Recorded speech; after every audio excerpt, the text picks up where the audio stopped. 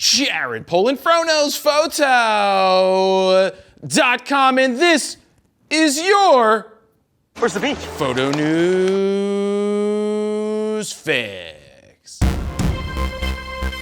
This fix is brought to you by Artlist. If you've ever wondered where your favorite creators like me find fresh, unique music and sound effects for their videos, wonder no more because we're all probably using Artlist at this point. With over 80,000 songs and sound effects, you're never gonna run out of unique and fresh songs and sounds. And guess what? It's super easy to find exactly what you're looking for. You could search by mood, video theme, genre, instrument, and more. And when it comes to sound effects, you've got everything from epic transitions to water to fire and even the wonderful sounds of boings and dings. For example, we've got to have some sort of explosions for July 4th, right? Now how about some Revolutionary War type music next?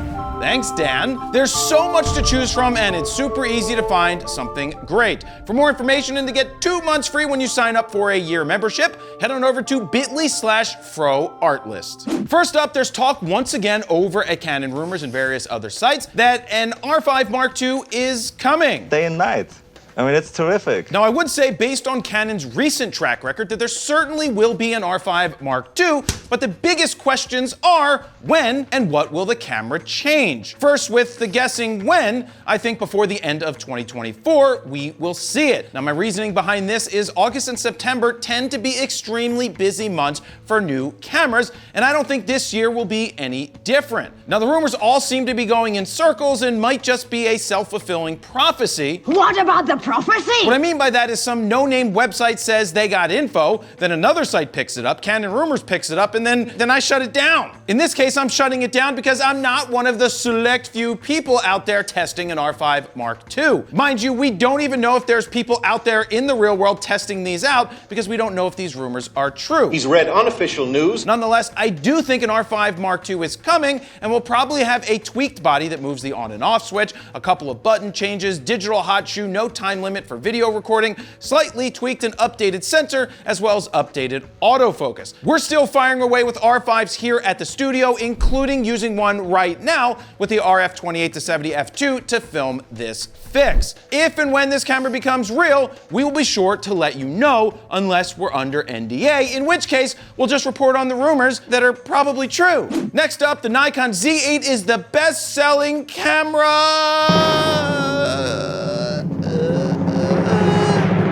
best-selling camera in Japan.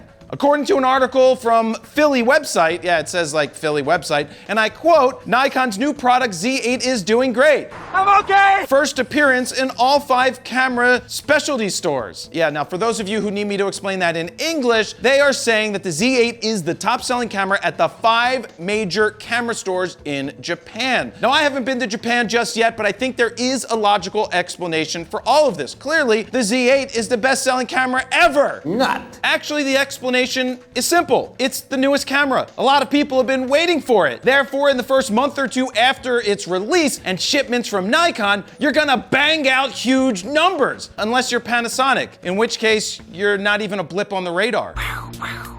Now, there's no denying that the Z8 is a solid camera and it seems to be selling extremely well around the world. I'm just not sure that this news report is cause for celebration. Champagne cultures are popping. But hey, Nikon fan people need something to shout about. Now, speaking of shouting, I'll be shouting about this news story and more, including confirmation, because I was in Vegas, on if you need to tip a on the next episode of FroKnowsPhoto Raw Talk. Be sure to tune in every Friday wherever you get your podcasts.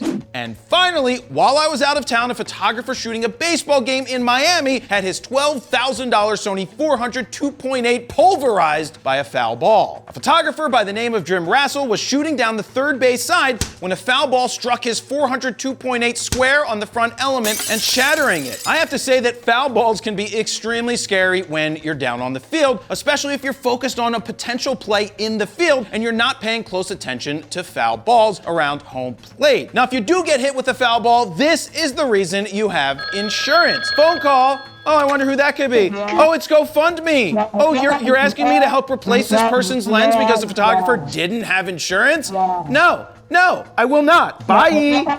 First and foremost, I want to make it abundantly clear that the photographer did not set up a GoFundMe for himself. It was set up by some well-intentioned photography friends. Now, I do need to push back on one of the statements that they made on GoFundMe. And I quote, "As a freelancer, he has to supply his own equipment, including computer and software. That barely leaves any profit, definitely not enough for insurance." Wrong! Look, if you're a working photographer, and for one, you can't afford a computer capable of editing and transmitting the JPEGs that you're shooting, and you can't afford the $10 a month for Lightroom and Photoshop, and two, that doesn't leave enough profit for insurance, are you even a working photographer at that point? Look, I feel horrible for pointing this out, but I'm sure others are actually thinking it, but I'm gonna be the one that says it, so hopefully it resonates with everyone out there and you don't end up in this situation. If you own gear, you better protect it with insurance. I don't care if you're a pro or an amateur, get covered. It's not that expensive. 1 in 7 drivers is uninsured.